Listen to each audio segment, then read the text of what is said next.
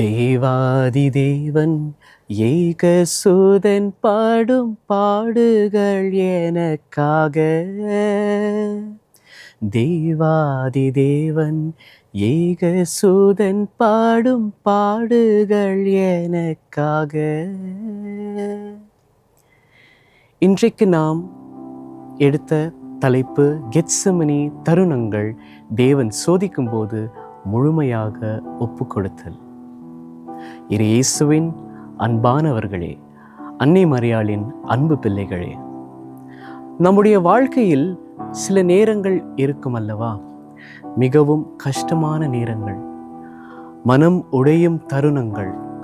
அந்த நேரங்கள் தான் கெத்செமனே தருணங்கள். இயேசு கிறிஸ்து கெத்செமனே தோட்டத்தில் இருந்தபோது அவர் மிகவும் வேதனையில் இருந்தார்.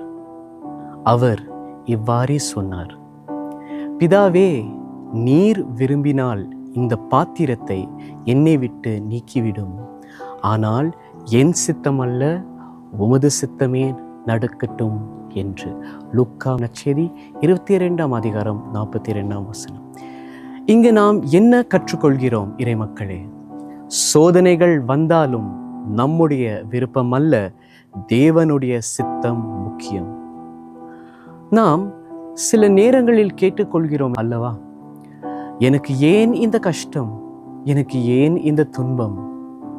ஆனால் கெத்செமனே நமக்கு சொல்லும் பதில், ஒப்புக்கொடு, நம்பு, காத்திரு. ஒப்புக்கொடுத்தல் என்பது பலவீனம் அல்ல, அது மிக பெரிய விசுவாசத்தின் அடையாளம். நாம் கட்டுப்படுத்த முடியாததை தேவன் கையில் வைக்கிறோம் அல்லவா?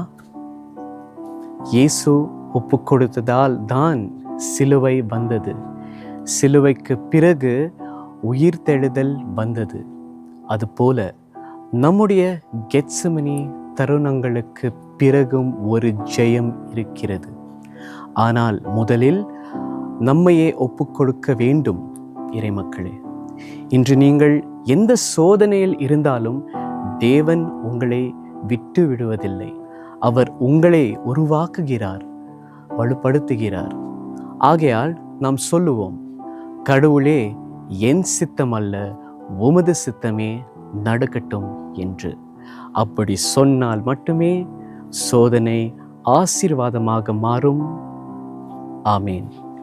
இயேசுவுக்கே புகழ், இயேசுவுக்கே நன்றி. மரியே வாழ்க.